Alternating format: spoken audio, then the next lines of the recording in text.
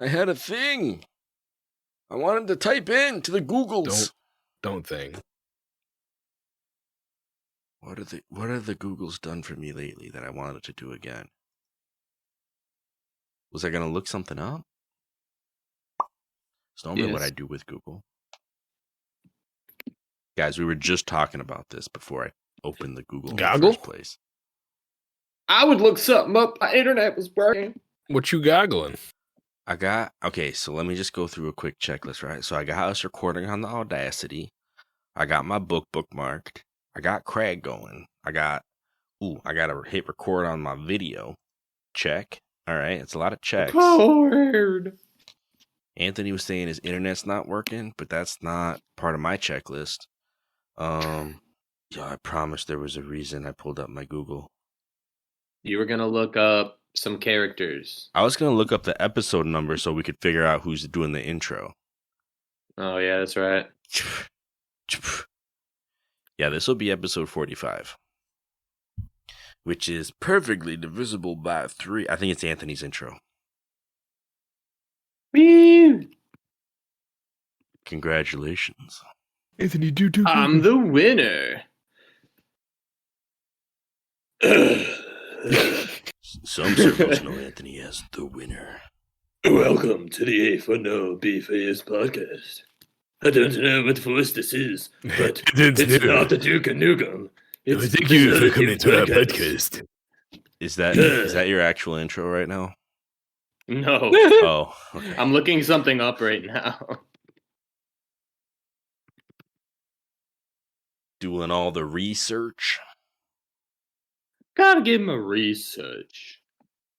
Research. Speaking of which, I have notes. Did I tell you guys that? You have notes? I have a book and I have notes. Whoa. The preparation level of this man is just out of this world. The notes aren't even from the book. Did I rehearse anything? No. I just got it all written down on paper so you can hear the crinkle. Hey. There you go. You hear the flipping of the pages. It's going to be like a library up in here. Study session. ASMR. Welcome to Zelda Page College. You can write a thesis and nobody can complain. Welcome to Zelda 101. Will you be able to link everything together to complete the course?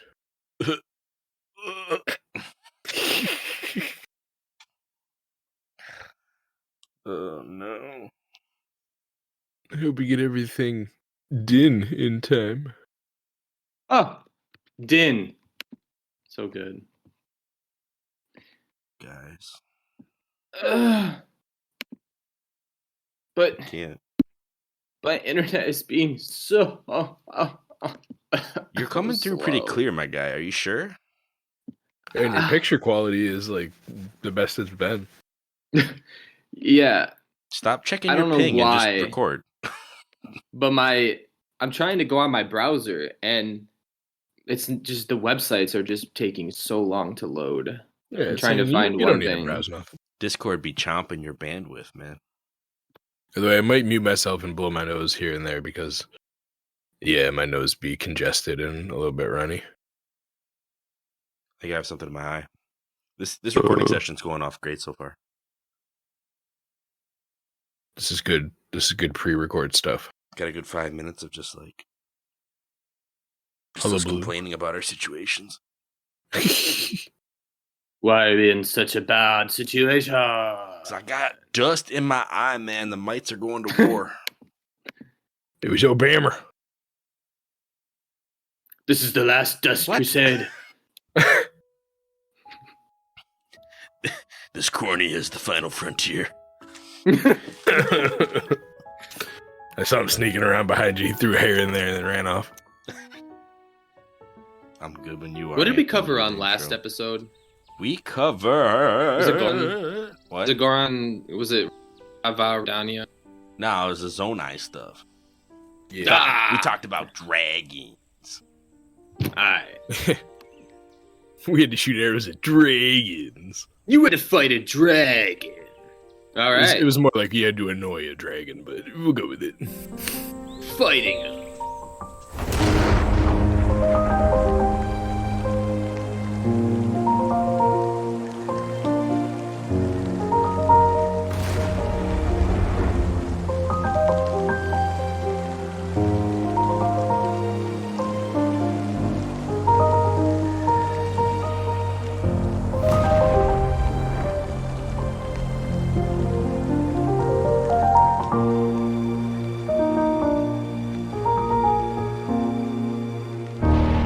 Welcome to the A4NB4Y podcast, the Zelda-themed podcast where we go chapter by chapter through Breath of the Wild.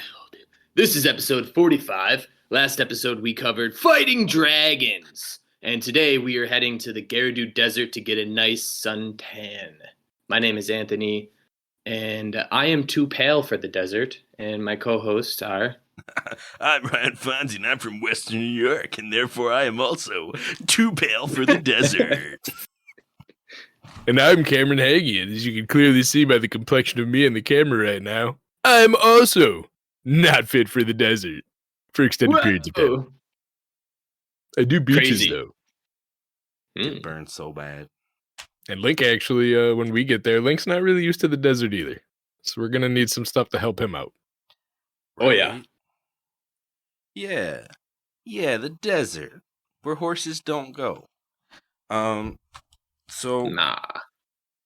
We need camels. I mean, seal, walrus, things. There's a few ways to get into the desert. Which way did y'all go? Is that fair? Is that a fair question? Yeah. You know, like that complicated, it's like a giant, I want to say Grand Canyon of the Zelda universe, because there's a massive canyon and a bunch of bridges with bokoblins and all that other junk. So that's the way I went. And it was strenuous. It was definitely strenuous. The Rito power saved me so many times there, because there's a few shrines in that canyon that I wanted to get. Mm-hmm. And I had to climb all the way back up. I used like two of, is it like Rivali's Gale? Yeah. Two of them. You only That's get almost In a all mountain climbing set. It was almost the whole thing. I didn't have any more left. For like 20 minutes. I don't actually know the cooldown time. Yeah. Did you okay, so if you go that, because that's the Gerudo Canyon, right? Isn't that what they call that? Yeah. Yeah. It's like actually last episode we covered the Zonai Labyrinth, which is just outside of that canyon. Yeah, it's actually like between that canyon and the desert. It's like kind of a shortcut into the desert if you want to go that way. Because I already had that tower done up, but I wanted to go to the stable to meet my my favorite Rushroom addict. So I ended up going through the canyon at least a little bit. There's also just side note. I didn't do it this time, so I can't even tell you the story. But there's also a mission to save a set of like 4 carpenters that you can get, like construction workers who are working in the canyon. So there's Ocarina of Time references abound in this area. But is their name Sun? No, they're not those carpenters. Different carpenters. Darn it. But they're like being held hostage by bokoblins and stuff like that, so you can go through and rescue them. Oh, Pretty man. cool. Pretty cool callback. We're gonna see a pattern of things we've kind of seen before, but with new twists. Like, we're going into the Gerudo Desert and we're going to meet a Gerudo people, and we've already met some of them in different cities and stuff like that. Like, they're all over the place on the map, which is already a little different. But we're gonna find that they're not a band of thieves. You know, they're not entirely just consisting of warriors. They don't have a fortress that they live in. It's just a walled city. Things like that, like things that are distinctly different. But then They're more humble. Sure. And then we also see that they're like a lot of the things that were attributed to them, like being a band of like there is a group of bandits and there is like a fortress. There is a fortress. There is a how do I say, followers of Ganon in the area that aren't monsters, but it's not the Gerudo. They're just like adjacent to the Gerudo. So it's like it's a lot of the concepts from Ocarina of Time era, but dispersed into different groups rather than all being kind of focused in on this one race. So I don't know. Aren't they kind of monsters? I mean, are they just all wearing skin tight red suits, or is their skin just like super red? I guess we'll get into that when we get to that part. Yeah. But I think they're human. They're Hylian. They're like they come from the same people as the Sheikah. Like they're a faction of the Sheikah. They The broke big off word. from them like thousands of years ago. If that makes you feel bad. I mean, No. sayingsies. Well, I only heard the old guy, so Gotcha. the other ones get bananas. I only ever Presents. fight one of them. Yeah.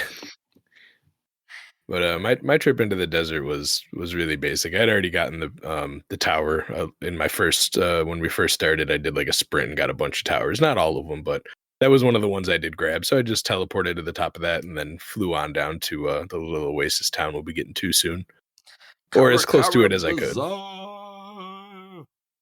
When I went to the shrine here, I specifically remember doing this because I had chips and queso when I was playing the game at this point.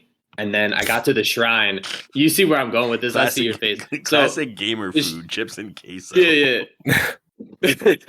So the shrine's name is Dako Chise.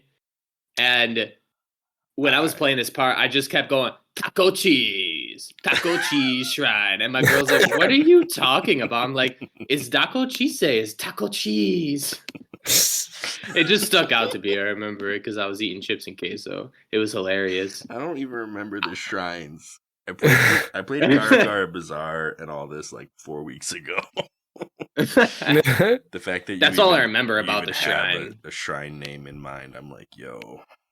I just was singing it like I was going through Karakara Bazaar, like taco cheese. It's the taco cheese shrine, man. Taco cheese. All right. Nice. So when we get here this time, there's not a ton we can do. Like there's I don't know, there's a Rito that is like dying in the heat, and we're like, mood, man. I get it. Yeah, he just can't get motivated. You need Fly to back, man. learn how to make some desert survival drink and give him some. He's pretty grateful for that. I mean, there's a couple other. There's like some merchants around. I found there's an arrow shop that sells like one of each arrow, which is really sad. That's silly. I mean, I bought them all. I don't know. The Gerudo lady that's selling fruit here is really mean when you try to sell things to her. Because in a little while, we're going to need some rupees here. And when I needed them, I went over to her and she's like, oh, a customer. And then I asked to sell. And she goes, oh, is that all you're here to do? Why do you come to me for this? Yeah, okay, I guess. I was like, what was that? Oh, what? I get it. So there's not really many other options around. Come on. Yeah, there's like 3 different stands here or something. Something like that. Yeah. But yeah, I mean, the first time we show up, there's not much that we can do. I think we have to at least visit like the Gerudo city once and talk to some NPCs before being able to move forward. When we make our way further down the road, mind you, I mean the desert's. I mean, if you want to do a Fonzie's Farms, I mean there's hydromelons everywhere. There's some volt fruits, some warm safflina. The desert is ripe with treasure chests that are buried in the ground. If you just kind of wander, some electric safflina too. On, you can find red shining hints. And there's a few more things in the sand too. Bum bum bum bum. Yeah, we'll get that later. I think we'll save that for next episode. There's a lot. Teaser. We didn't talk specifically about what our boundaries of exploration would be for this episode.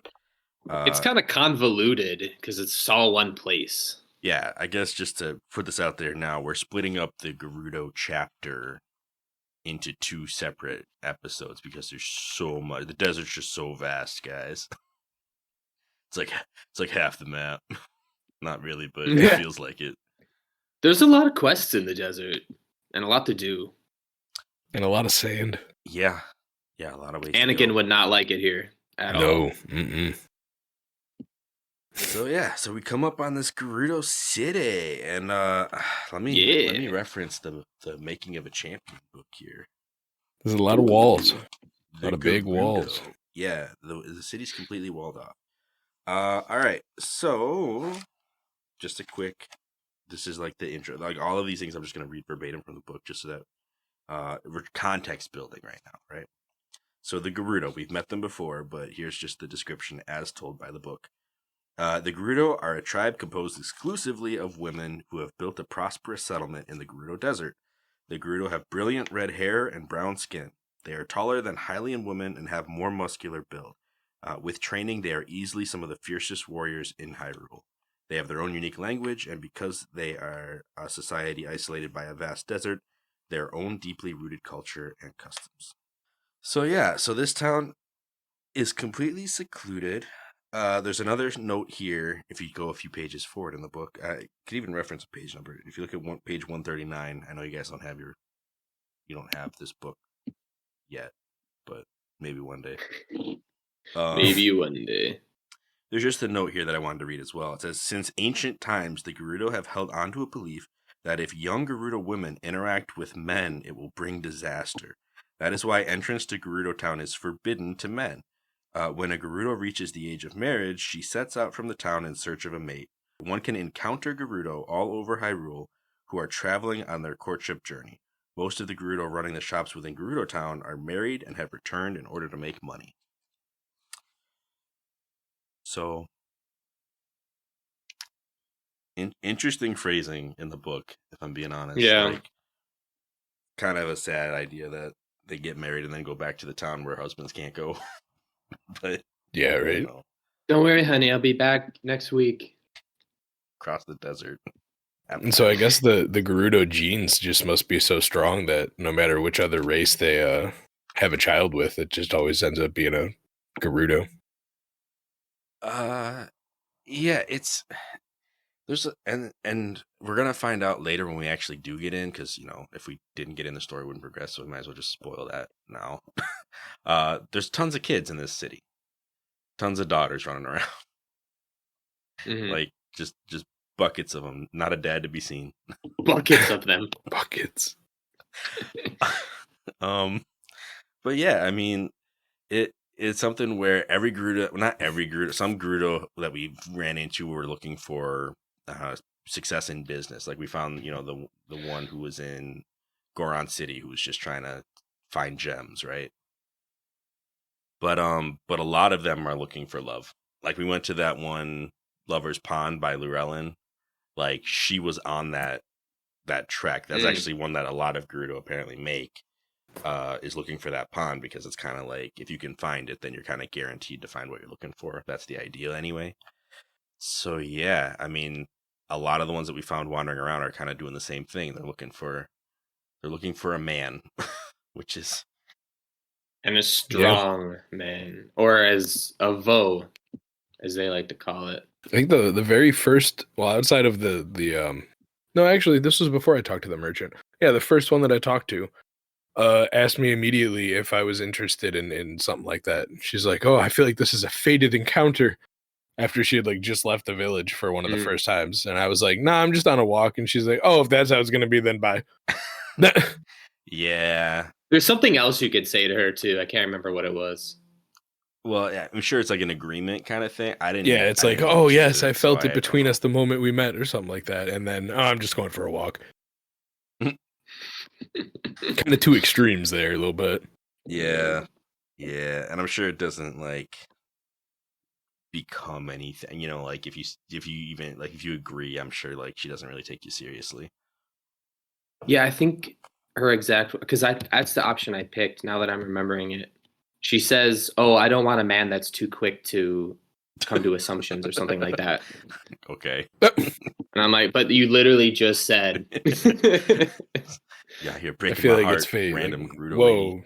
coming out a little strong here. It's only fate. Like, calm down. Yeah. Don't bring destiny into this. Come on now. Well, she's the one that did.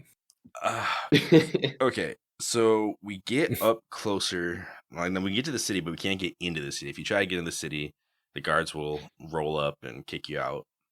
And if you try to climb into the city, they still find out, and then you get a scene of you getting thrown on your bum in the sand, and they go, no, not again. They like wait till you climb to the top and get like one step towards the city on the top of the wall, and then the alarms go off. Like, there's a man peering Too into the good. city. Yeah, it's rough. But there's a couple of dudes around the outside of the city who give you some hints. One guy, I don't remember his name. I don't just. Is he the stalker? Is it the guy by the shrine? I think it's the guy by the shrine, because the guy Benja. Benja, is that what you said? Benja, yeah. So Benja heard, I mean, either he saw this or he heard about it, that there was a guy who was able to get into the city. But he doesn't really know where they are now. He thinks they might be at Karakar Bazaar. He's like, someone who hangs out at Karakar Bazaar was able to get in. This is a point that I want to save for later, because there's some waters here that we need to tread carefully. Coming up pretty soon. What? But he tells you that the rumor is that a man was able to make it into the city. But he doesn't have all the deeds. There is another guy that we can find running around who's just trying to find a weakness in the defense system. He's looking for cracks in the system, this dude. And this is Bozai. And Bozai, he's got problems. He's a trip. Yeah. He's very uncomfortable to talk to. I mean, when you're just Link, he doesn't really have any interest in you. Like, he kind of talks about, like, oh yeah, I'm just here for cultural research or something. Like, he gives you some bogus reason for why he's running around the city. He's like, but they won't let men inside. It's ridiculous and horrible. Dudes. Yeah, I don't want to dwell on him too much, but he does give us a couple important quests later, so we'll return to Bozai. But yeah, so we can head back to Karakar Bazaar with the information that we have someone that we're looking for. And when we go back, if we go into the actual, I think like the arrow shop, right? Like that first shop. They'll tell you like, hey, not really sure who it is you're looking for, but there's this Hylian woman who has been like, who's, up on top of the bazaar. You can go talk to her. Maybe she'll be able to help you out. So you can climb up to the top of Karakar Bazaar and meet Villia. Villia has made waves. Villia is, they have some stuff going on. They have some interesting writing behind them. And there has been debate on what the story behind this character is. I think the official sites, like if you go to like Zelda Universe or whatever, like they'll outright say like, this person chooses to identify as a she. Like if you try to call out that, like Link, you literally get an option in game to say like, oh, you're a man, like basically Inspector Face. And I said that. I wanted to see what the reaction was, so I did choose that, and she just like got offended, and I was like, okay, go back in, tell her she looks beautiful, and then she's willing to help you out. That's something that I used. Yeah. In the Making of a Champion book, the Gerudo outfit merchant is referenced as a he as well. So there's like conflicting ways to go about this. And one viewpoint is this is a trans woman, and the game makes like light of that, kind of makes jokes around that, in a way that has hurt a lot of feelings from what I understand. And the other way to look at it is that this is a person who is strictly in disguise and doesn't want their disguise to be blown. And they are in fact a man, and they are being a drag queen in order to gain access to Gerudo City. And in that case, if that were the truth, the jokes land a little bit better, but they're still really awkward and kind of rough. The first time I ever played this game, I played it in a vacuum.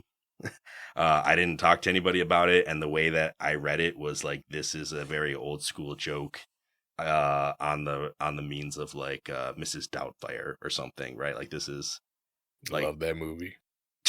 This is, yeah, but like that's the kind of thing. I mean, I think even the Hobbit movies had some scene in the last, like, there was a huge war going on, and there was some coward guy who dressed up as a woman in order to kind of hide from going to war. And they kind Yeah. of played it off as a joke. Like, that's the kind of thing that immediately came to mind when I played this the first time. It wasn't until, like, listening to other podcasts and reading up on it where I learned that, like, if this character is, you know, if this is a trans character, then Nintendo did them pretty bad here. And Well, culturally speaking, Japan tends to stay away from that stuff. So, just on the grounds of that, I would assume not. This always struck me as, oh, you need to be a woman to gain access to the city. So, this is a guy dressing up as a woman so they can go into the city. yeah, I don't really think there's all too much more to read into in this situation. Yeah, like I said, like, I never originally read into that. I mean, aside from that, the fact that they are so quick to help you break into the city without really questioning what your motivations are. I mean, to Because they're think that, technically helping you do something that's highly illegal. right? Like, as soon as we get in and we get to like the first main encounter, we hear, oh, you know, it's a grave crime that what you've committed here. But I mean, seeing as it's fine. Right. I mean, it's like completely disrespectful to the culture of the Gerudo. It's like entirely against everything that they're trying to do out here in their city. I mean, given Link is trying to save the world right now, so I mean, he's willing to bend some rules. But this other character that's like immediately like, oh, you want clothes to get in? Yeah, sure, I can help you with that. Yeah. You know, I think it was just a clumsy bit of writing here. Stumbled into some hurt, stumbled into some problems. But I mean, whenever Nintendo has done the Gerudo thing, that's happened. I mean, we talked for a while about the Ocarina of Time representation of the Gerudo and how that was kind of jacked up too, and they've never like when you play these fully games, escaped that. You can just like move forward in knowing that however you see the situation, however you visualize it, if you visualize it as what it is versus what you want it to be, you know, if you want it to be a guy who's trying to break in, do recon, or if it's trans, you know, I think personally, whatever you view, you know, your views are is how we should just move forward with it and get them clothes. Get them Gerudo clothes. So regardless of what Villia's motivations are, Link's are pretty straightforward. He's gonna dress in drag. He's gonna go into the city disguised as a woman, and he's gonna get called out by a couple of characters. There's actually, I want to say, there's at least 3. I mean, 2 aside from the main quest. There's 2 other characters that can easily identify Link as a man, and question how you got in, but also say, you know what, it's cool. I'm not gonna rat on you. Like, I get it. So you talk to the old lady. Yeah. So yeah. Sorry. Upon entry, if you do some exploration, I guess since you brought it up, Mauva, right? Muava. Mauva. Sure. Mauva. I don't remember her name. She's an elder Gerudo woman who is in a back alley next to the Hylia statue, because every city has their Hylia statue. This one is unique in that the Gerudo don't really believe in Hylia anymore, and they haven't for some time. Their religion is more based around the 7 heroines, which is a whole mission that we will get into. I think that's a good one for this episode, honestly, but not right now. So they believe in the 7 heroines, and so this Hylia statue has been relegated to the back alleys where nobody really comes and visits anymore. But the person who tells you about this is this Mauva, and her story is that, you know, a long time ago, she was apparently just a really beautiful person, and went looking for her love, but couldn't find, like, she went looking for Lover's Pond specifically, couldn't find it, ended up coming back to Gerudo Town, and kind of has lived the life that she wanted to live. Like, she basically says, don't feel bad for me, like, it's fine. Like, I got to explore the world, it was great. But she also recognizes that Link is not a Vi, he's a Vo. So just has one of those moments of like, yeah, it's not Like, you might be able to fool most people in the city, but I'm not so easily fooled, that kind of thing. One other person who recognizes Link, you gotta kind of work to find. Because though we've been given female Gerudo clothing, you can find a set of male Gerudo clothing. And the way you find it is by getting into the Gerudo Secret Club. Yeah. So if you find the doorway, you'll be asked to provide a password that you probably don't have immediately. But if you go over to the local bar, just being blunt, you can find a couple of characters who are gossiping, like many Zelda games. If you just find a way to listen in on their conversation without them seeing you, you can find out the password into the secret club. You get in there, and the merchant immediately recognizes that you are a Vo and offers to sell you Vo clothing, which is illegal. Just selling Vo clothing is also illegal within the city limits. It's just interesting because there's not supposed to be a market for that, apparently. The advantages of Vo clothing is that you only need one piece to get heat resistance. I think 2 to get sufficient heat resistance for the desert, but each one has a level of heat resistance built in, whereas the female clothing, you have to have the whole set, and the heat resistance comes as a set bonus.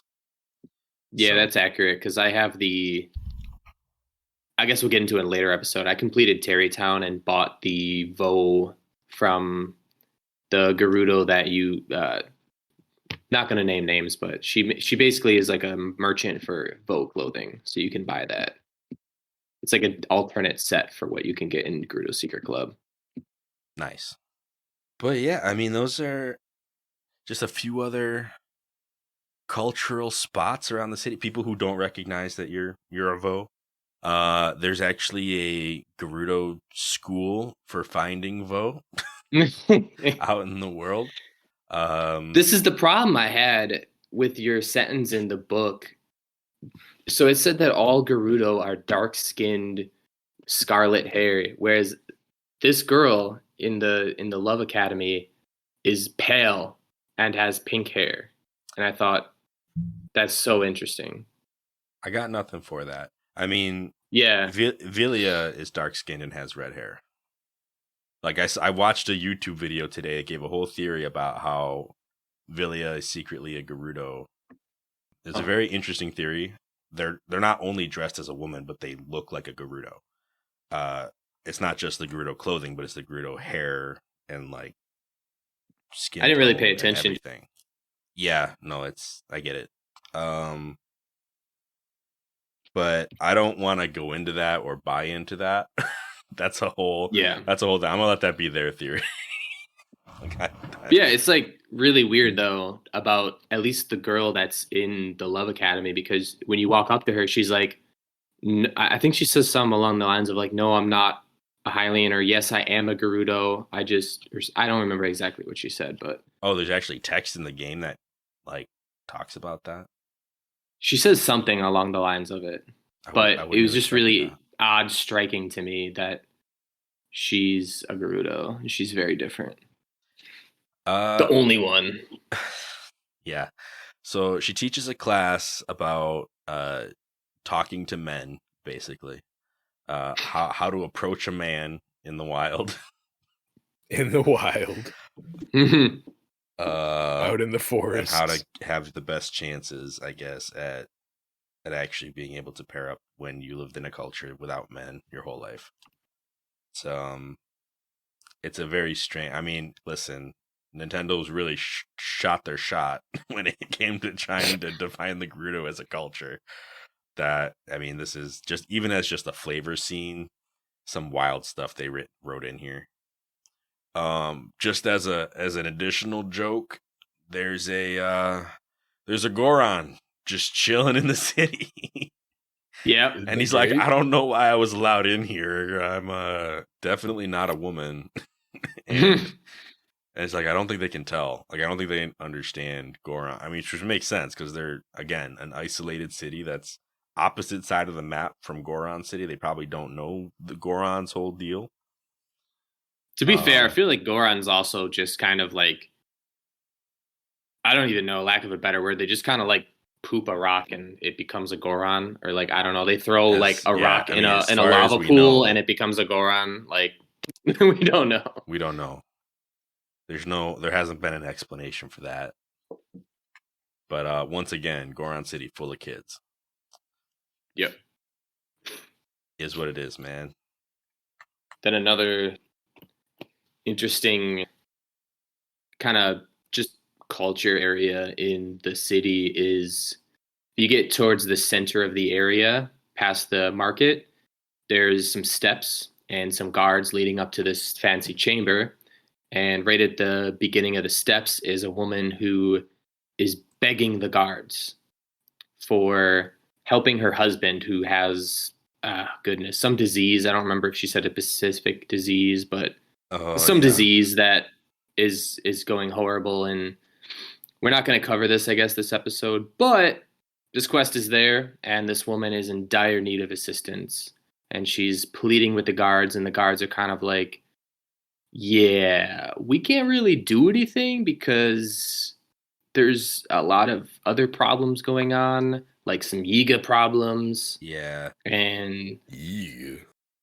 Yiga. Right. So there's a training camp kind of in the corner of the city where Gerudo soldiers are training for combat. They're getting ready to go on a mission. It's a barracks. Yeah, there's a barracks. They're getting ready to. It's like you see them training with weapons, things like that. And like you said, one of the characters is saying, her husband has a very specific disease that can only be healed. Well, she's not in the barracks though. She's outside of it. You said she's just like past the market. Yeah. She explains the situation is that he needs parts of a Molduga in order just to make it basically. What? Right. Dun, dun. A big desert monster. Dun, dun. And the soldiers are like, we're not gonna all go fight the deadliest thing in the desert when we're kind of in the middle of a calamity situation. So yeah. So they're all training. One of their own, meanwhile, while this training is happening, has gone to try to fix the situation on their own and has gone missing. So they're down a soldier. They're missing some piece of royal property, and they have this sick husband somewhere in the city, and also there's a divine beast wreaking havoc in the desert. All of this stuff is kind of going on at once, and the Molduga man is not the priority. And there's only about probably 20, 24 soldiers in the city, well-trained soldiers, so they're pretty short-staffed. Yeah. Looking like they need a link to step in. Is that what they need? Oh, man. I don't think they don't really look that way. If I'm being honest, they don't look like they need a link to step in and do anything. No, they don't. If they weren't NPCs, I'm sure they could handle it. Come on, we know they're just going to sit there and hit that dummy for the rest of time, so they need a link to come in and help on out. Yeah, so we can make our way over to, I guess, the royal chamber. There's like a throne room that we can go into, which they just let you in like nonchalantly. Yeah, there's nobody outside. Go in. The thing is, the royalty has their own bodyguard who is more than capable, probably beefy of protecting.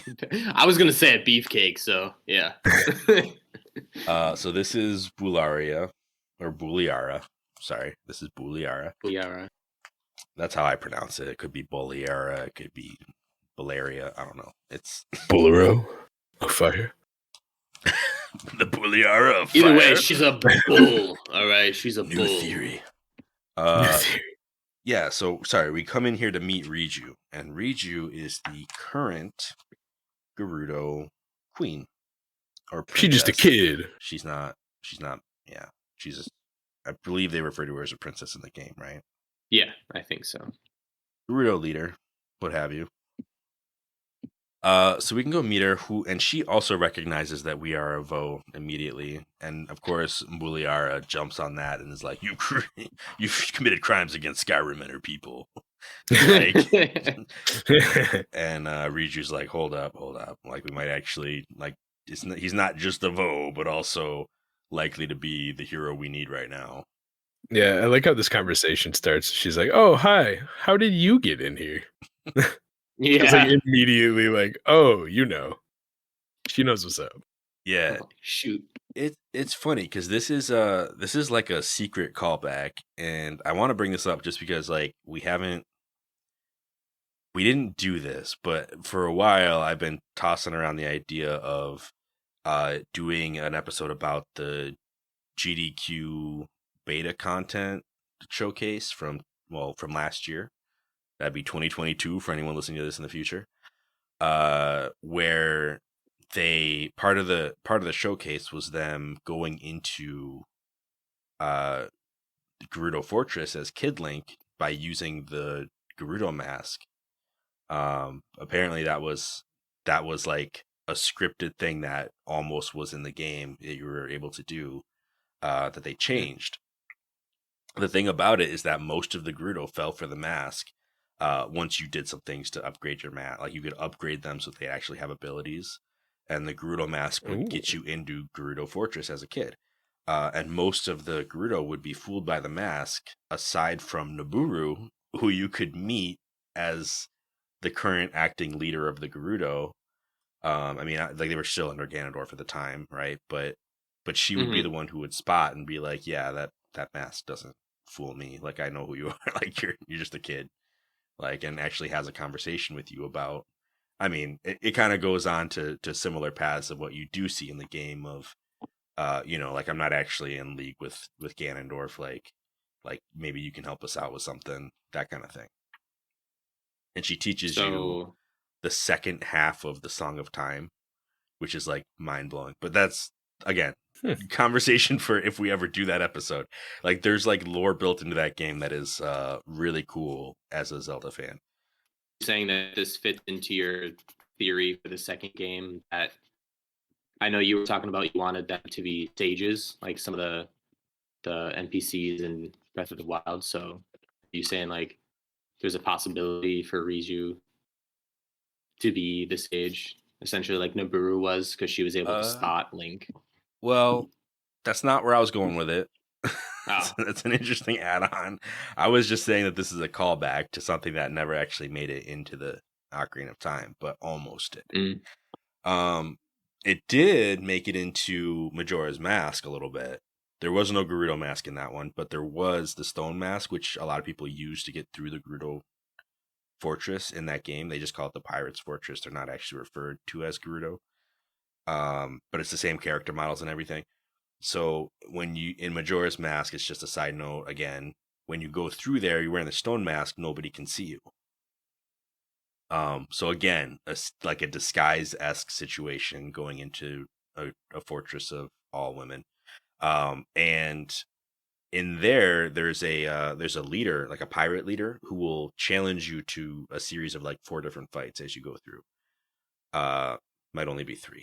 I don't remember how many eggs are in there. You're I remember. Yeah, you're going through to collect MacGuffins, and before you get to each one, you have to fight the leader of the pirates. And every time she jumps down, if you're wearing the stone mask, she'll be like, "Yeah, that mask doesn't fool me. Like I can see through that." Basically, it's like it was like a little thing just written to get around the fact that you're not gonna escape this mini boss fight. Like it's a scripted event. Like you do have to win this challenge to move forward, and just kind of sidestep like, oh yeah, you're wearing the stone mask to get through here without being spotted, but she can still spot you. So this theme, like there's like a pattern that's been happening since late 90s. That is in this game of the leader of the Gerudo will always be able to see through your disguise and tell who you really are, which is kind of cool. She is the wisest of them all. It's spiritual juju. Spiritual juju? Did you just get out of here? Riju and the power of juju. All right. She's invoking the spirits. So Riju, after discovering who you are and having this conversation, tells you about how she wants to deal with Nibiru, but in order to do that, she needs her special helmet that protects her from the lightning. And you're like, what? Lightning. Yeah, Nibiru You get apparently scared immediately. it's just like Naburus. Naburus, sorry. Naboris. It's Yeah, I think I maybe always spell it Naborus. with 2 O's like an idiot, but it's Yeah. it's Naboris. Naruto. And they kick up a big old sandstorm and apparently shoot lightning because that's something that camels are famous for. I actually went over to the giant sandstorm that it's kicking up, and there is lightning going on in it. And at one point, the entire thing cleared up because one giant bolt came down like 50 yards in front of me. And then I got a little cutscene of the electricity on its back turning off, like it was done with the electric storm for now. And I actually had never seen that cutscene before. Huh. Mm. Interesting. No, I've Yeah, never it was seen like that while either. you're in the sandstorm, you see electricity going on in the clouds all in the background, and then one just shot down relatively close in front of me, and then the cutscene happened. I was like, huh, okay. And the sandstorm stopped too. He got tired, tuckered out. Interesting. Poor little feller. Huh. That's crazy. I didn't see that cutscene. I just got targeted by it. It's massive, unavoidable almost electric shock because I tried to go to the shrine out in the middle of nowhere where there's an injured Gerudo and she's dying of thirst for some alcohol because that makes sense. It's gonna help. And yeah, it's gonna get her back to Gerudo City. Yeah, so I was standing up there talking to, I don't know her name, and she's like, I need moon drink or whatever the drink at the bar is called. I don't know if you guys remember, but it's called the Noble Pursuit. Noble Pursuit, there it is. And The I'm just moon standing there talking to this girl, Give me the moon and juice. all of a sudden I see like a little purple targeting go, and I'm like, what's going on? And then I'm like cycling through the conversations, like, okay. And then I got jammed by electricity. Fully loaded. Almost killed me. Jammed out. Von Jammed by Naboris was taking electricity. no prisoners in that desert. Yeah, And I wasn't didn't even that know he close could to go him. that far. Yeah. So I never got targeted because I wasn't that close. I guess I was just close enough to be in the lightning storm. Huh. Yeah, it was brutal. He's like, you're not doing the event yet. Die. Yeah. So we got to go find that electric helmet that they're missing. yeah, we got to go find the helmet, and the helmet. And it turns out we already talked about it, but they instruct us to go to the barracks, and they really only tell us kind of the general location of where we're going, and also that one of theirs has gone missing, trying to go there by herself. And one of them was keeping quiet about it for 2 days, and they don't want to run around the entire desert like 8 times as punishment, which is what their captain apparently did once before. Yeah. Brutal. Yeah. So Bertree is that military leader who first is like, we don't have time for you, we're in the middle of a crisis. And then once you get Buliara and Riju's go ahead, you go back to her and she's like, oh, okay, well, as long as they want you to do this, here, let me go point out the direction and you can go handle it. It's like, oh, okay. Yeah. Great. Wait, What's up? wasn't that Teak? Teak? Who's Teak? The leader person of the barracks is Tiku or Teak or something like that. So who's Bertree? Oh, I don't know. All right, Teak it is. I just remember making a pun out of Teak's name. All right, so we are directed to go to the Yiga clan hideout. Yiga boys. Yiga, Karasu Valley. So, the Yiga, we've talked about them briefly before because they show up after we visit the Sheikah. Start attacking us on the roadways in their own disguises, and being a nuisance. The further along you get in the game, the more of a nuisance they become. I talked to this lady, and she's like, hey, happy travels. That tree looks really beautiful this time of year, right? And you're like, yeah, it looks really beautiful. And all of a sudden, she's like, oh, well, it's gonna be the last tree you ever see. She turns into a Yiga, and I'm like, what? Yep. Exactly how that goes down. Yeah. There's one who's like, would you like to buy some bananas? And you can be like, nah, I'm good. I don't need no bananas. And you'd be like, how dare you refuse bananas? Like, turns into a Yiga and attacks. And that's Yeah. a whole thing. Yeah. So we're going to their hideout. Yeah, creating a champion. Let's get some blurbs real quick. Yiga Clan hideout. Okay, so this is the hideout for the Yiga Clan. No kidding. A group of assassins who splintered off from the Sheikah after being oppressed by the royal family of Hyrule and now worship Calamity Ganon. Huh.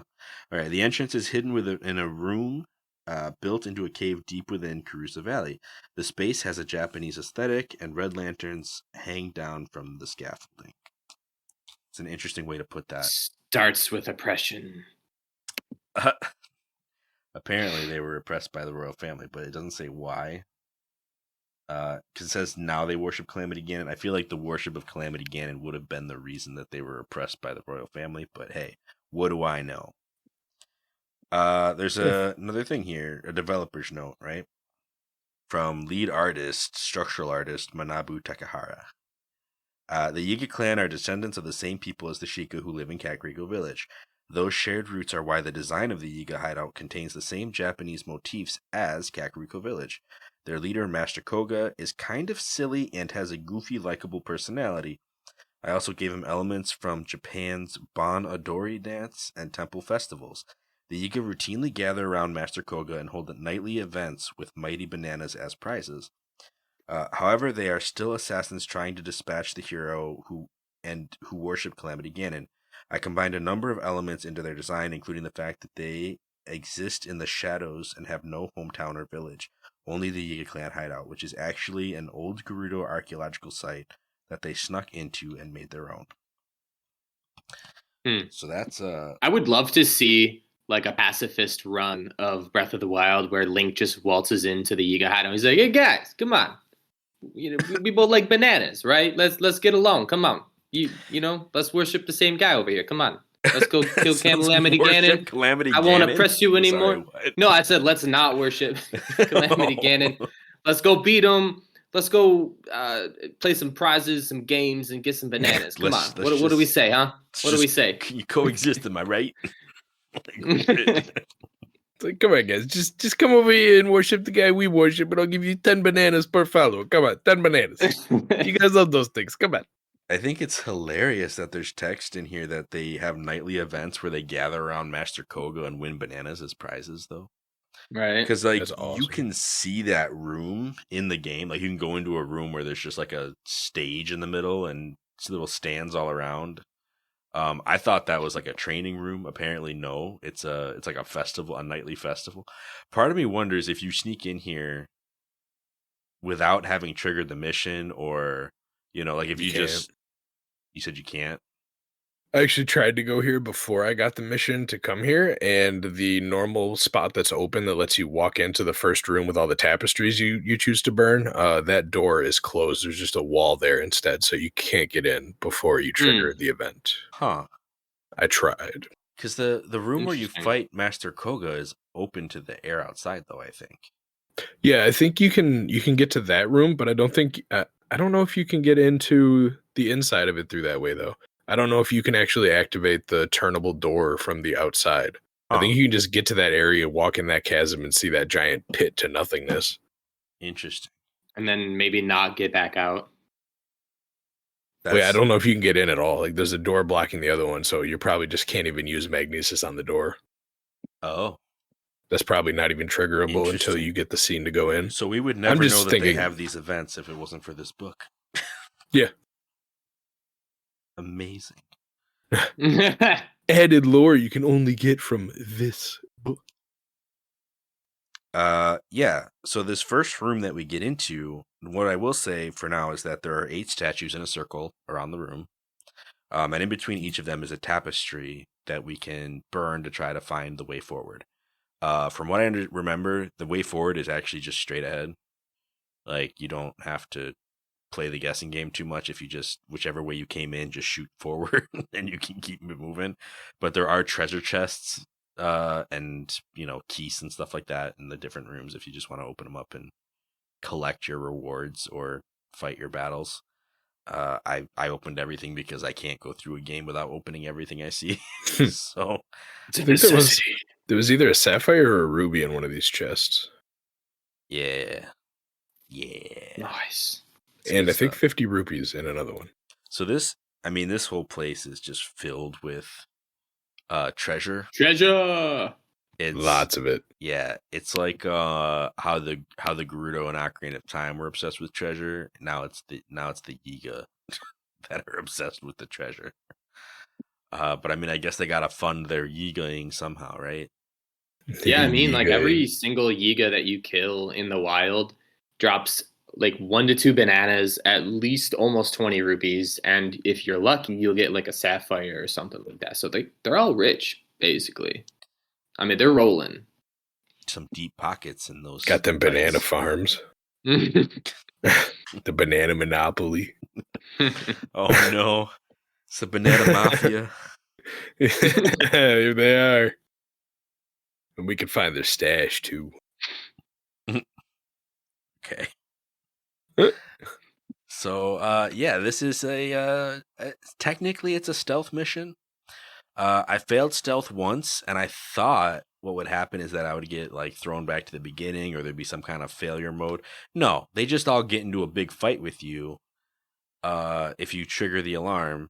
And I was doing pretty good until I died.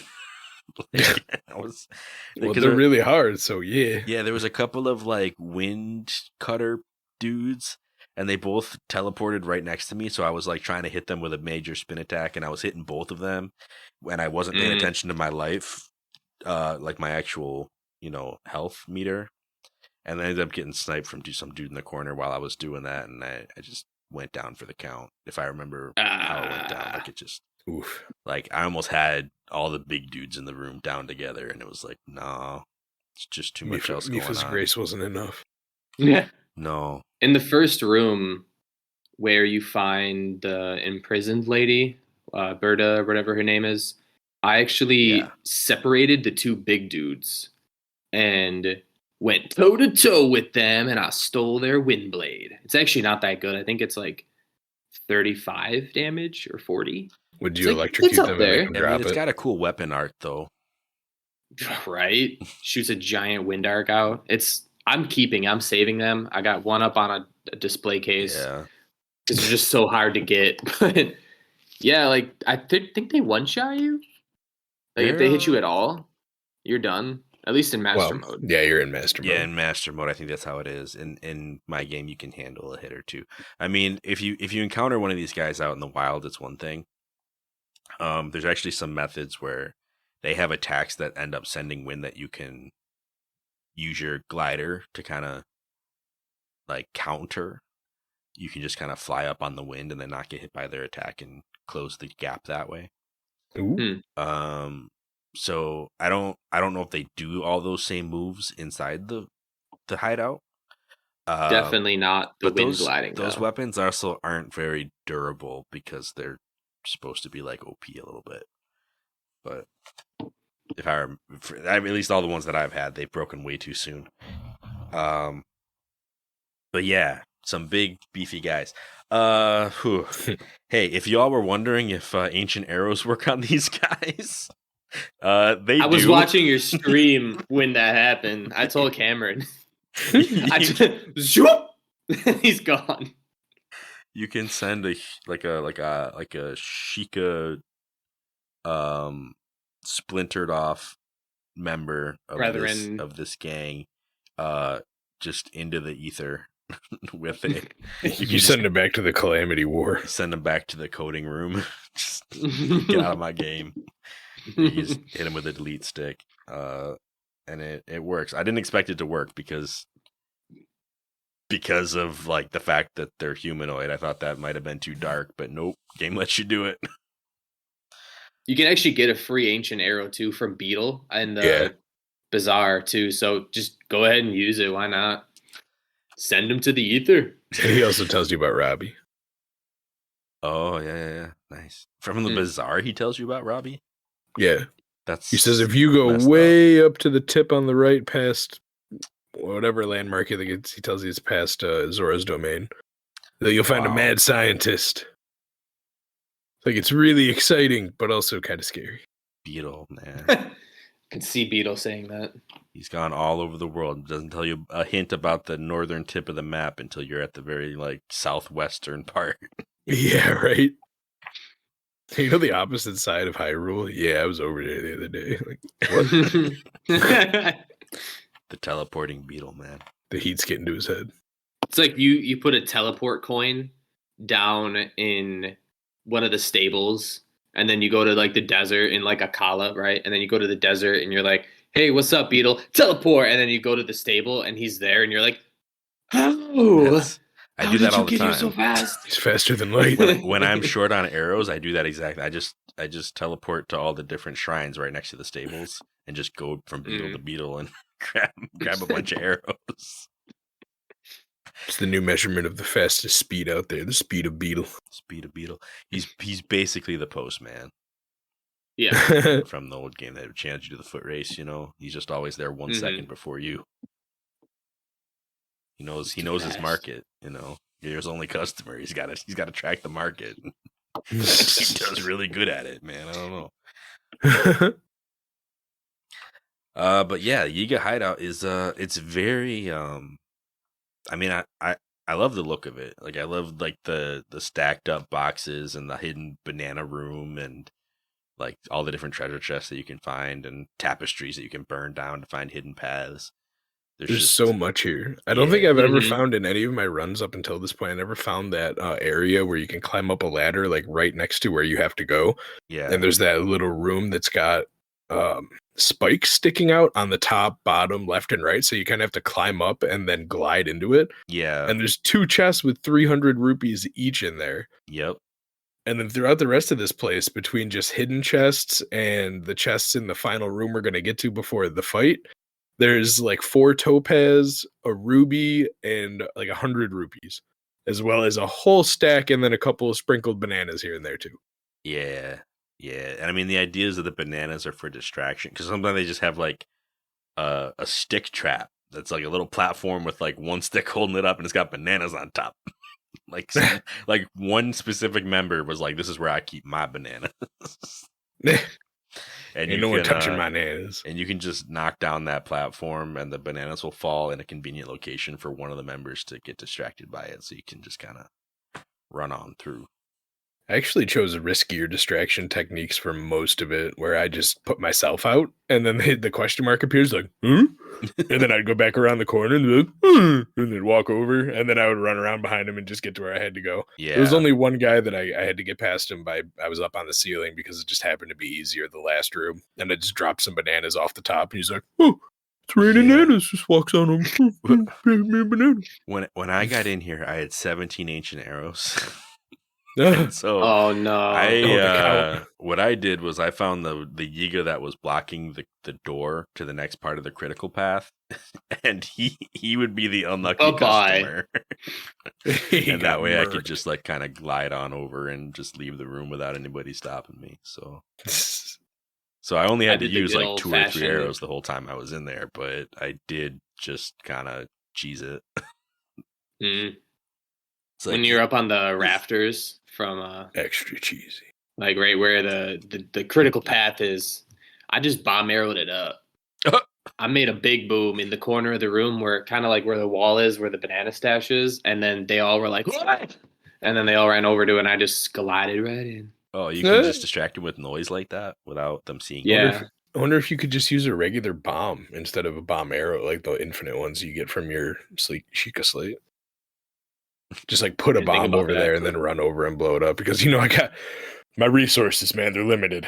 I mean, I know you probably have 700 bomb arrows because you're 18 million amiibo, whatever they are, amiibo cards. Close to 200, yeah. Close to 200. Goodness, I have like 21 maybe. So I have 199. I'm about saving the arrows. I've been hitting up the extra streams a little less lately, so I'm actually starting to like have reasonable numbers of things rather than high numbers of things like bomb arrows. So I can't just be throwing them around all willy-nilly anymore. Fonz is dwindling. I don't know if you want to know my rupee count, but it's over 15,000. There you go. Oh my goodness gracious! mine I think I is have not, 750. But I've bought just about every piece of gear I've been able to buy so far. So that's probably explains that. I think I'm at like $3,000 right now. But I also have like the Dark Link out. Well, the Dark Link outfit doesn't cost rupees, but I have it. And the skeleton armor from the Gerudo Secret Club, along with the Vo clothing. Like I like that. Just all those sets that I've been able to buy, I've just bought them as I've gone. My Link is a clothes source, even though he doesn't ever wear anything except for Chica gear anyway. That stealth mission. So yeah, I mean, even the run. We didn't talk about this, but even the run up to this fortress is really cool because it's got the same like wind chime plaque things that the Chica town has, and they have like the toad statues that you see all over Hyrule, but they all have like Yiga face masks. And there's just like random Yiga guys outside of it. There's like 2 on their own, and then a group of 3 you fight on your way up to it. Oh yeah, that fight against the 3 was fun. Like that was I shredded those guys. The first one, I had my big weapon. I was boom, boom, and then the other 2 literally popped up right next to each other, like 2 feet apart. And I just ran up to both of them, and went ba-boom, ba-boom, and they both went down. And I was like, that was so easy. I know, but just the set piece, like you run up and there's a bunch of those toad statues all lined up around, and then they all appear out of nowhere at the same time, and you're like, all right, let's do it. Yeah, like it's like some out of a ninja time movie. To dance. Just walk up to that cool looking place and there's 3 ninjas around me. Yeah, it's good stuff. I think I was using a Lizalfos boomerang at that point, so it was especially fun. I was using like the 2-handed rock crusher weapon, so I was just smashing skulls. Nice. Yeah. I didn't try to fight any of the big guys inside though. I was pure stealth. None of them spotted me for more than like 2 seconds, and they only saw me when I wanted them to see me. It was no stealth gear either. I don't have the stealth gear in this playthrough. I didn't buy it. Gotcha. I have Chica's like outfit. Yeah, that's what he was talking about. That's the stealth gear. Yeah, I don't have that. No, but like, I'm sorry, not Sheik's, actual Sheik's stealth outfit from the amiibo. Like her headdress and outfit. Yeah, it does the same effects as the Sheikah one. Just looks cooler as Sheik. Sure. So eventually we make it to the festival room that also looks like a training room. There's like targets for archery, and I don't even know what else. It looks like stalls like that you would sell fruit out of or something like that, just all around. Yeah, like a little market. Yeah, with like what looks like a mini wrestling ring in the middle, but I guess that's a stage of some kind. And this room confused me, even though I played this game before. I did not know what I was looking for. And I went into this room and I left this room and I left and came back a couple of times thinking, oh, this must be like a side treasure room and I missed the critical path somewhere. And I think that's when I ended up finding like that side hallway that Cam was talking about with the 600 rupees. The spikes. Yeah. But it led right back to like the same main room that you go through. And I was like, well, that's not anything. I checked all the corners. I'm like, I'm pretty sure I just need to go to that room and figure out a way through it. So I climbed up to the ceiling to see if there was a way out the top. Nope. I did all kinds of stuff. And then I just turned on Magnesis and it was like this whole wall just lights up. And I'm like, oh, yeah, okay. So I remembered this time because I had such a hard time with it the first time I played this game. I'll probably never forget what to do in this room because I ran around it for 10 minutes until finally, like, I think I missed one of the chests and I was like, oh, hey, look, this is still here. And I turned my Magnesis on to get the chest out of the ground. And that's when I saw the entire wall light up. And I was like, oh no. And then that was where you have to go. So now every time I walk in that room, I don't know which wall it is, but I'm like, one of these walls. It's one of them. There was like a unique tapestry on it too, or something. Like it wasn't like they put some kind of marker there, and I'm like, oh, that's interesting. But it doesn't look like a bomb wall. I think I even tried to bomb it, and nothing happened. And I was like, huh, all all right, must be something else. Because, like, I guess I'm in the wrong place. No, you're in the exact place you need to be. But yeah, this is how we get out to our fight against the one and only Master Koga. The silliest fight in the game. So silly. Wasn't he's Master hilarious. Koga the name of like the poison gym leader? Yes. Gen 1 of Pokemon. And then in Gen 2, he becomes an Elite Four member. Elite Four Koga. All right. Spelled differently, though. That Koga is spelled Koga. This one is spelled Kohga. So he is Koga. Gotcha. Not really. Koga. Koga. And Koga has been hitting the bananas pretty hard. No, just kidding. Oh yeah. He is a different kind of Yiga, man. He's got a banana belly. A little bit. And he has a super special secret technique that's the same every time that he uses. And the ball gets bigger. The ball does get bigger. He's like, yeah. What's up? yeah, no, I was gonna say like he's like just a character in Naruto, right? Like he's like, oh, I used my ability. Well, let me power up and use my ultra secret super ability, and it's like the same exact ability, just better. He's like a typical Naruto villain. Marginally better. Yeah. Yeah.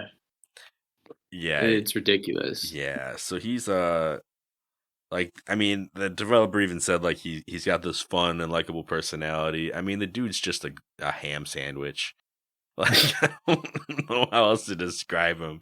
He's like super into his own jutsu techniques, and like all of his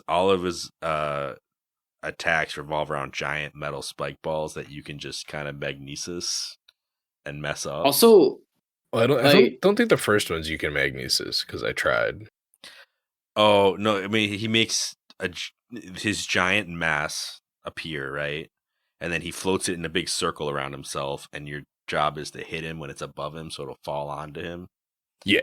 Yeah. In the beginning, he just spawns it above himself, and all you have to do is hit him. It doesn't rotate. Then he moves to the middle. They start spinning around him, and you have to time it. And then he just does one giant one that you just magnesis and toss into his head. Right. And then he ends the cutscene like the last one is just him. He ends himself. He's like, this one might be a little too big for me to control.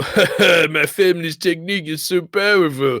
And then as soon as he's done saying that, the ball just slowly starts rolling back towards him. And you just see from Lake's perspective the ball rolling backwards. You hear, no, falls down the pit of despair. By his own. My favorite part of him is where he's like, do you think I'm just going to let this stand? Do you? To be done in by this guy? How could I?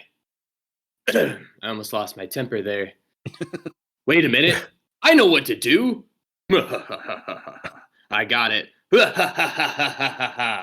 And then he just talks about, like, this is the end, and then creates that massive ball that you just mentioned. Yeah. Like, it's going to be the end all. Like, Link, no way he can take care of this. Nobody can we talk about this man's power level? I mean, the dude can move quite literally at the speed of light when he does his like little spin back to the center, and he can levitate. The man levitates.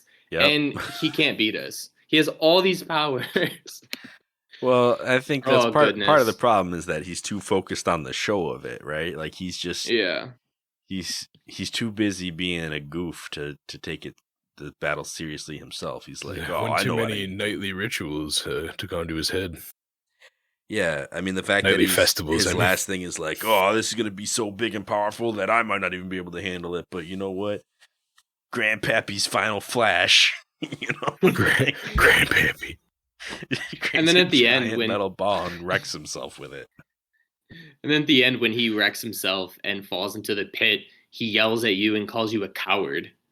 Yeah, he's like, coward, as he's falling. And like, what? How could you breathe on my ball? Push it back. Like the Yiga clan is gonna track you to the ends of Hyrule. And it's like, Are they though? You're kind of in a pit. I mean, they my are. guy. They are. The clan still comes they do. after you. They do. Honestly, though, I feel like I would have liked it more if it was a little more like you had a part to play in the ending. Like at one point he summons a ball that's almost as big as this one. It's not quite family secret level technique of ball, but it's a pretty darn big one. And he's like dragging that around at you. I would have rather like he had his power kind of like a Dragon Ball Z beam struggle where he's like pushing it towards you slowly because you know he kind of sucks. And then you use your magnesis and you push it like right back in his face and push him off instead of it just rolling back on him. What about this? It's very active. Family secret technique versus family secret technique. Taught to you by your uncle. Spin attack versus the giant doom ball. That would have been a great ending. I mean, maybe if you hit it with some stasis first. Yeah, stasis it, spin it out, and then knock him in. Yeah. There you go. Oh, goodness. But that's not what happens. He rolls back on himself. He takes himself out of the show. Yeah. So we it's too bad. We win. I hear that pick goes all the way to China. We get for Hyrule. Yeah. It goes through a wormhole. It goes all the way to the island of the Windfish. Wow. Goes into the dreams. Straight to Termina, man. It's a Termina with him. So we go to purgatory, though. So we get our helmet back. We get Riju's helmet back, I should say. It's way too big for her. Royal heirloom. And we can take it back to Gerudo City. And I think I want to cut it there. This part of the game anyway, this part of the cast. We will continue our main story another time. Because Gerudo, or the Yiga clan hideout is what I wanted to cover in terms of critical path. But there are some side things that we can do that I did want to still talk about if you guys are still with me. Going through a tunnel. Going through a tunnel. Okay. Well, gosh. All right. So this is You're losing me. It's all connected. It's all connected, man. Just trust me, it's all connected. Is it? It is. So I know I told you guys we kind of just bounced off of this character, but Bozai, right? Mm-hmm. Bozai is the boot man. Like that's really why he's in this game. He has sand boots and he has snow boots. So one of the missions is to go and get a picture of the 8th heroine, because there's a set of statues in the desert that has 7, but there's a legend that there wasn't 8. Legend. And it was kind of removed from that area. Now it's in the Gerudo Highlands. So he sends you on this mission.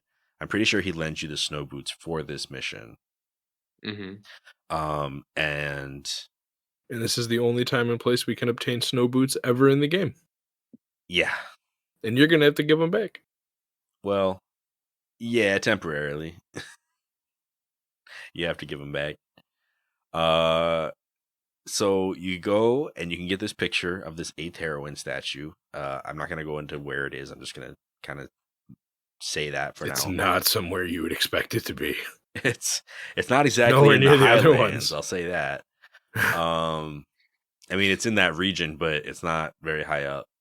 And then when you get back to him, you have to give him back the snow boots. And I think you can get the sand boots, right? Yeah. He gives you the sand shoes. He gives you the sand shoes. And so you get the sand shoes, but Link isn't satisfied with that. Clearly, he wants both sets of shoes, which, I mean, as a player, that's what I want too. I want all the shoes. So... And then he literally... Fashion of Zelda. When you say that, he goes, "Ooh-wee, your boot thirst you have a boot thirst that cannot be slaked." I'm like, bro, what are you talking about, man?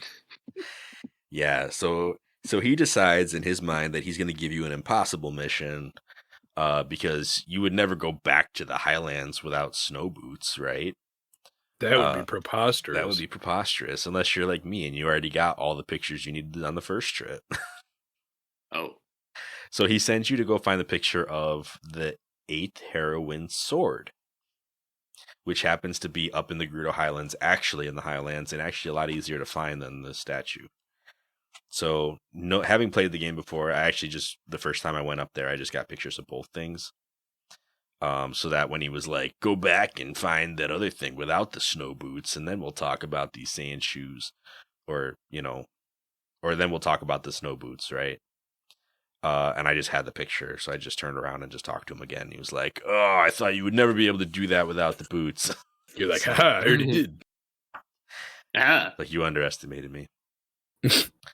I mean, he even makes comments about the fact that you're a girl kind of contributes to the fact that you wouldn't go back without the snow boots, which is, man's foolish. I just love this man's like set of speech, his linguistic style. Yeah, I love it. He has a way with words. Okay, I have some of his quotes here, and they're just hilarious. They're just hilarious. Like, I have to cover them. One of them is, so yeah, hey, the name's Bozai. I'm 35, single, and I love jogging, especially on sand. And then another one is, hey, we didn't get a chance to spend much time together earlier, did we? Whoosh, total whirlwind. So, like, want to hang out? And then my favorite one is when you ask him for the snow boots too. He goes, I mean, sure, I'd love to give them to you, you hungry little boot monster. But first, a favor. The man is hilarious. Okay. He's a legend. I don't love him. Put it that way.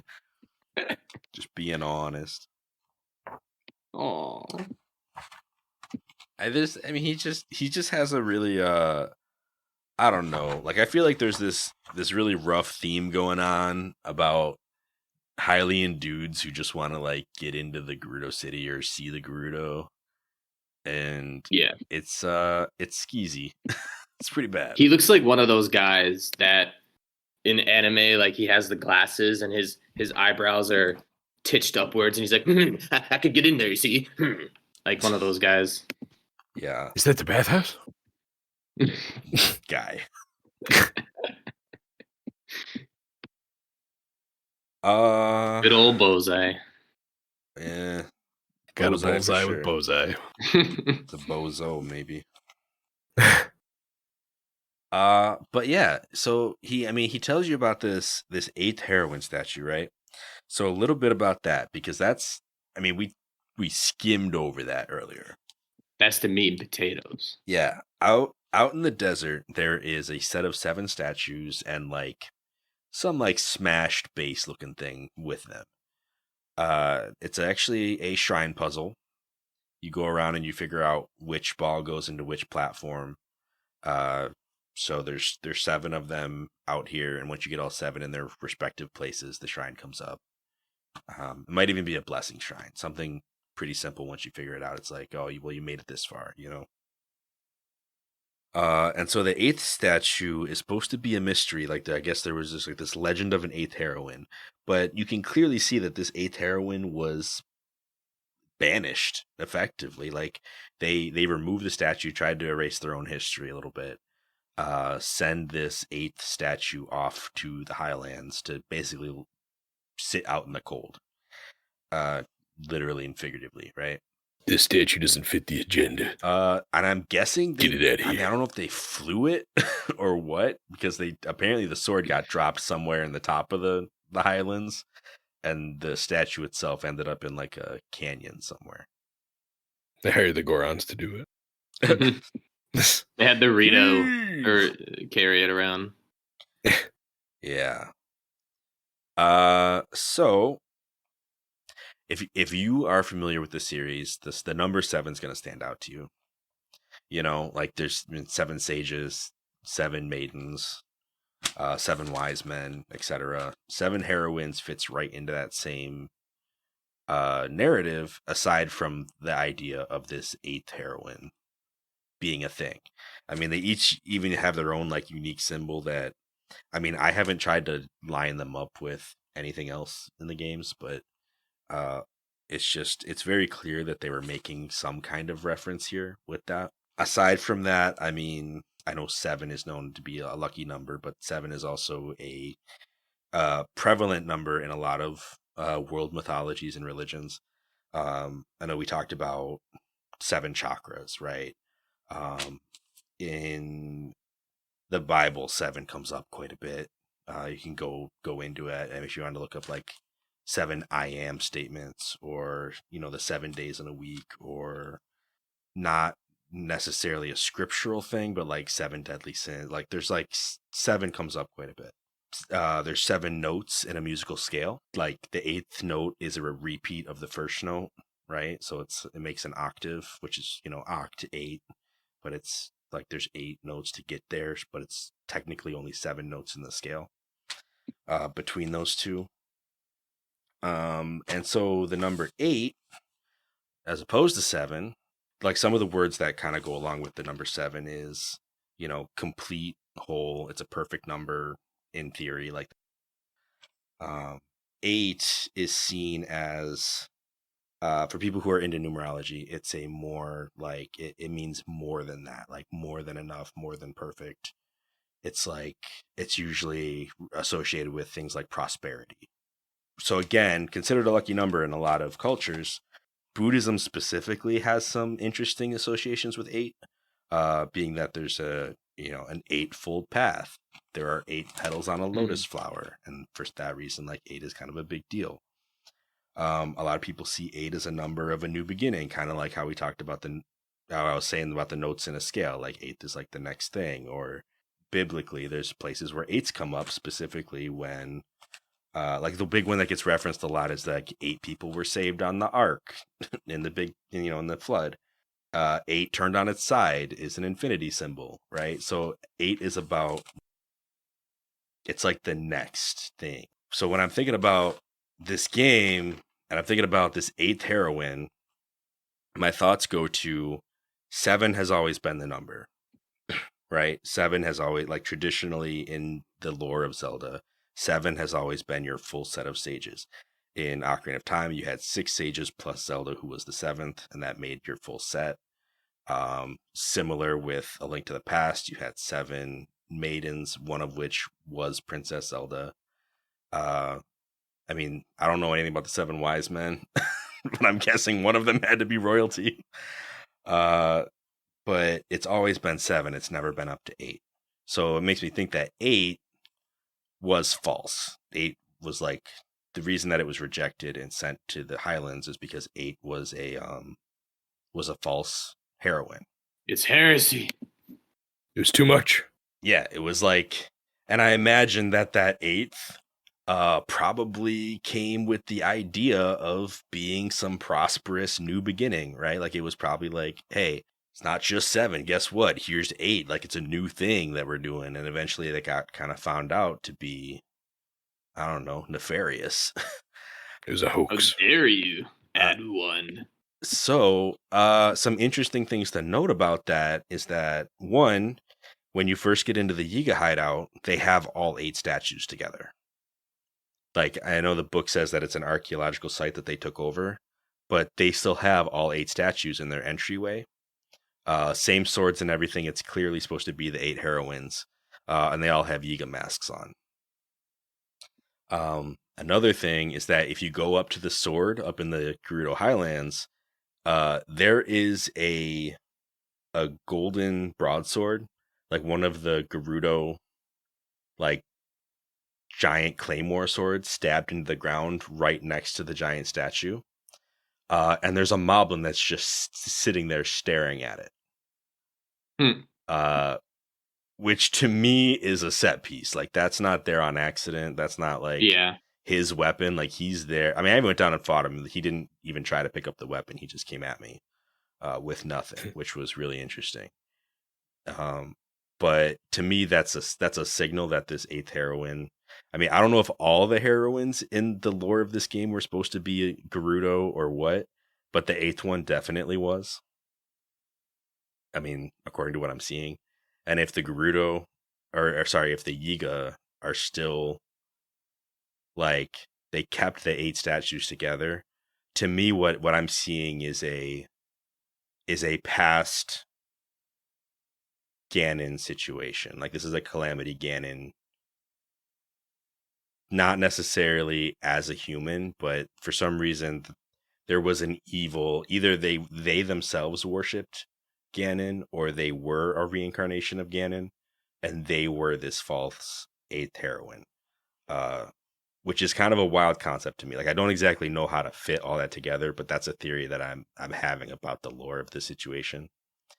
And then You're you're saying like saying, way back when Calamity Ganon first became a thing, which was Yeah. before the war, is like around the time that this statue was kind of yeet it on out of there because they're like, well, Ganon's obviously a bad guy. He turned into this giant swarming pit of malevolence, so we're gonna stop having him as part of our whatever, our religion or our Yeah. tribalism.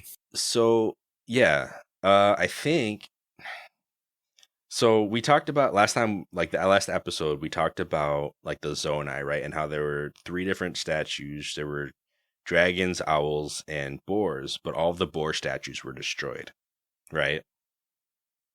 I think this is a similar situation where there were 8 heroines, but the 8th one it's not exactly destroyed, but they tried to get rid of it.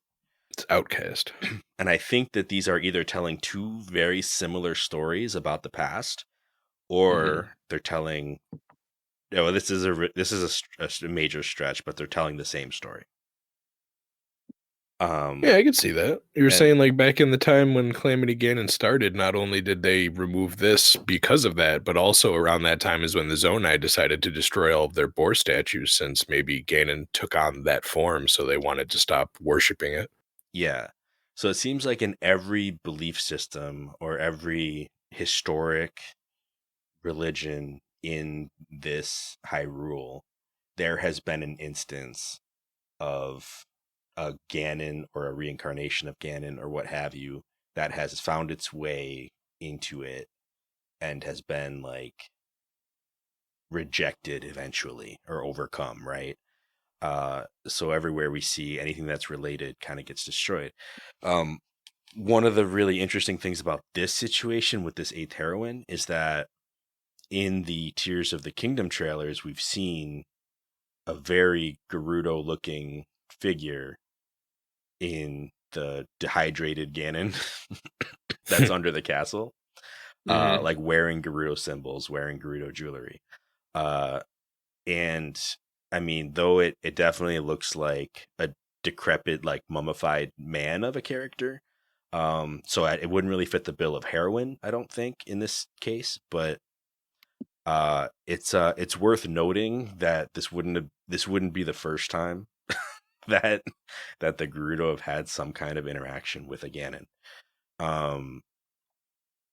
So yeah, it's a lot of like when I saw the stinking Gerudo greatsword stuck in the ground in front of the 8th heroine sword, like it just like I freaked out. I was like, you got to be kidding me right now. Like this is It's like it's such an obvious thing, and it's just there. Has it been there this whole time? It's proof. It's proof. Let me get my tinfoil hat. Aliens. What threw me off was, I can't remember who exactly said it. I believe it was someone kind of upwards near Akala, or maybe it was in the Tabantha area. I think it was in the Tabantha area. They said that one of the 7 had the power of flight. And it kind of made me think maybe it was a Rito. They were like, it was like rumored that one of the 7 heroines could fly. And I'm like, So yeah, there's actually a you might be thinking of this entry in the book again. We didn't read this one, but if I can find it, I will. Of course, I always lose my bookmark whenever I need it. If you guys just give me a second, I can find it. Hold on.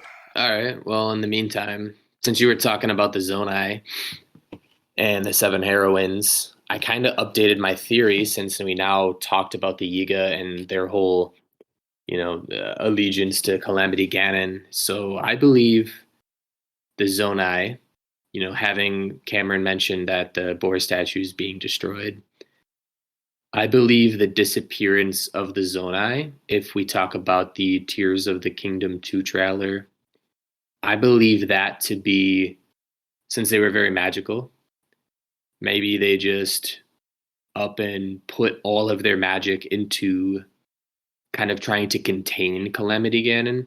And in containing Calamity Ganon, they lost their physical form and ended up being some arboreal, supernatural essence of energy that essentially is holding back Calamity Ganon from something worse, far more power, which is kind of like my new improved theory from last week. Like they turned themselves into a barrier to withhold him. More like, yeah, like they built like the magic withholding device to contain Calamity Ganon, and it's the same color.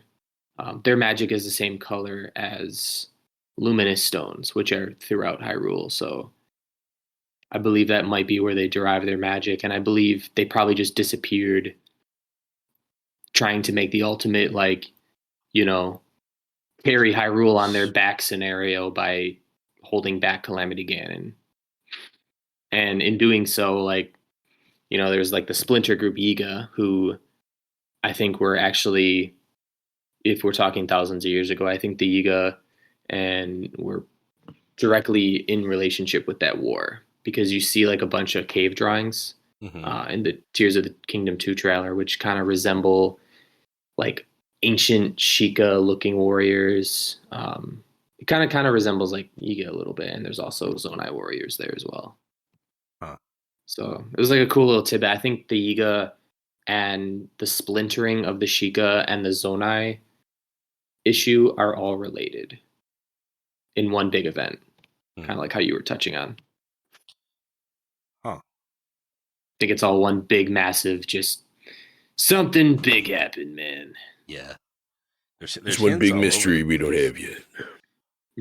Okay, I found two entries that are related to what I was just talking about with the 8th heroine.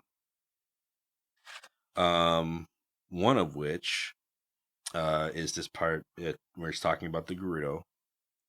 And it says that the Gerudo's religious beliefs are a departure from those of other races of Hyrule.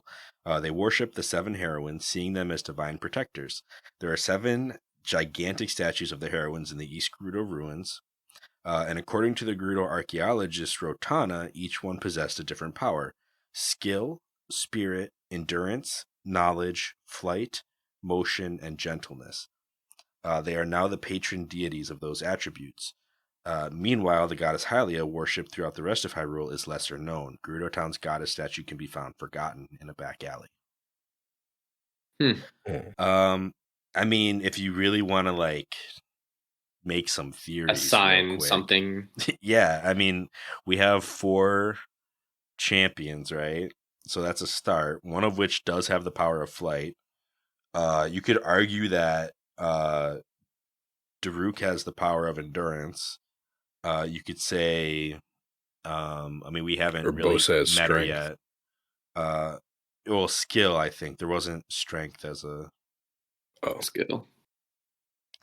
I mean, gentleness could be Mipha, right? Gentleness could be Mipha or spirit, but I think gentleness fits the bill closer. Wisdom could be Zelda? Knowledge would be Zelda, I think. And which one are we missing? Or are we not? I think we said all 4, right? Flight was Rivali. Yeah. So, I mean, that would be 5 of the 7, which would leave motion and spirit. Or motion and gentleness, depending on how you look at it. And I don't know that we met anybody who fits those descriptions, or if those will be new characters or what. But I mean, even what I'm saying is just a guess. Like, that's not. I think Beetle is probably motion.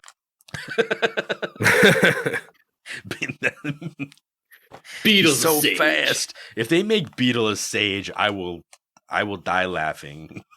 Be like, what about where did Ryan go? Why isn't he here for the recording? And then Tingle can be the other one. Have to put. Remember your theory about? I don't remember his name, but the kid that was in Llewellyn Village. Zuda. Could he not be Spirit? Zuda could be Spirit. Zuda, he could be. He's not a very fast walker, so I wouldn't give him motion. Just being real. Seemed like a spirited kid, though.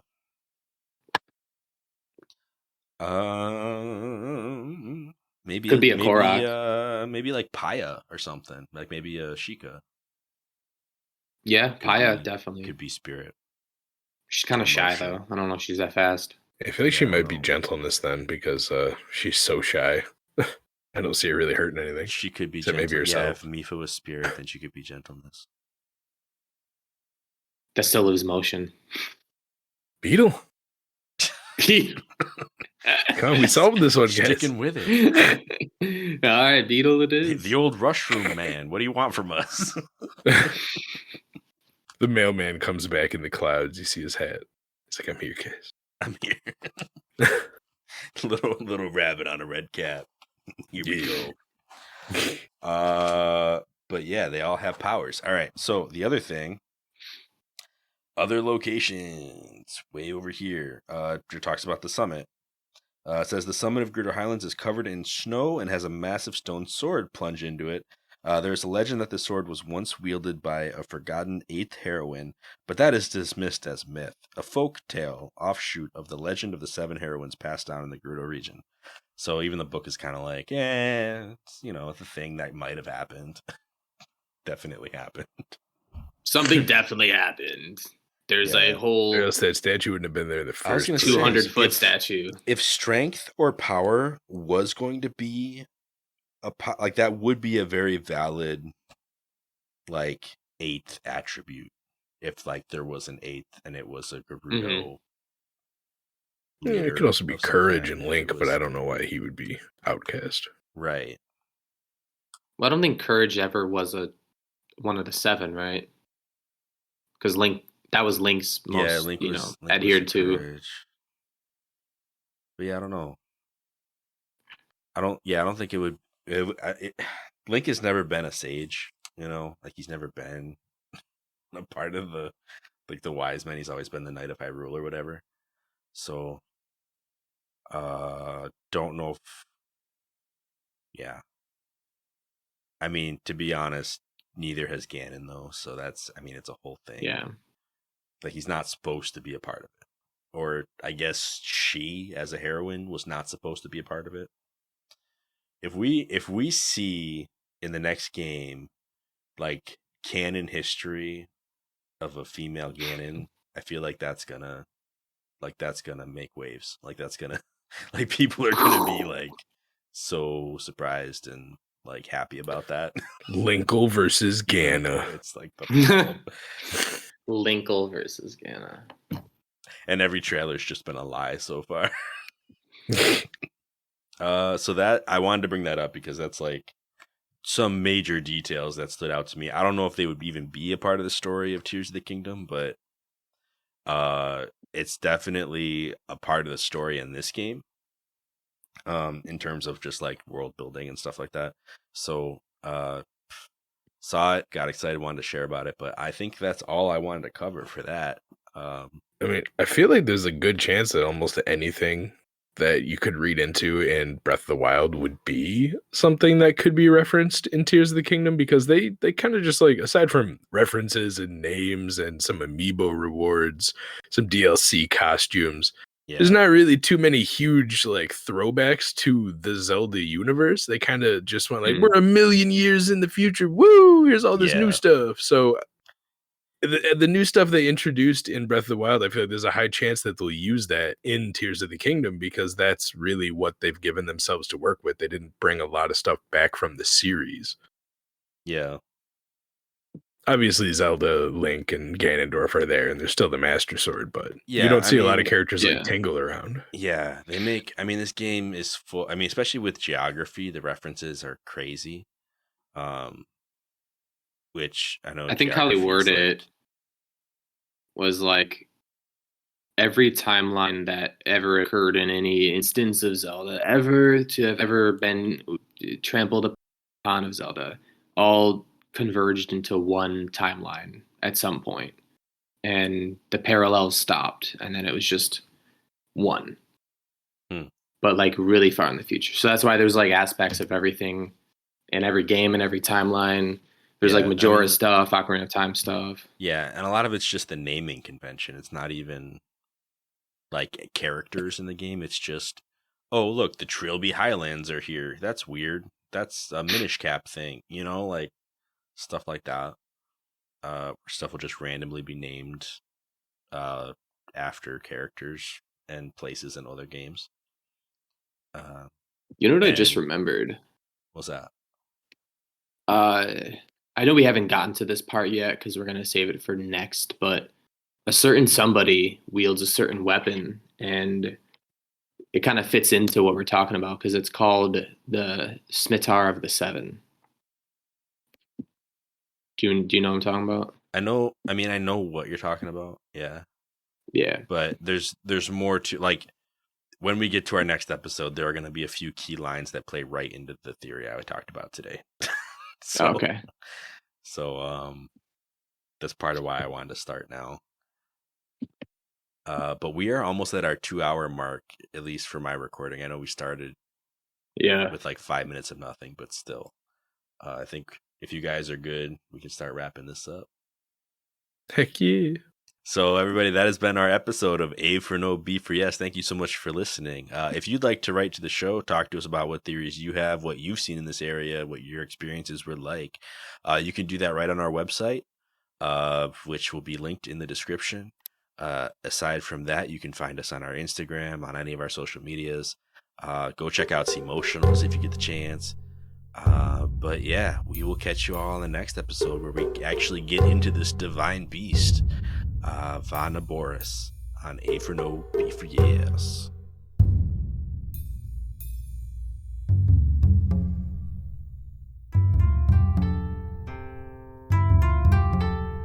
Did you get all that?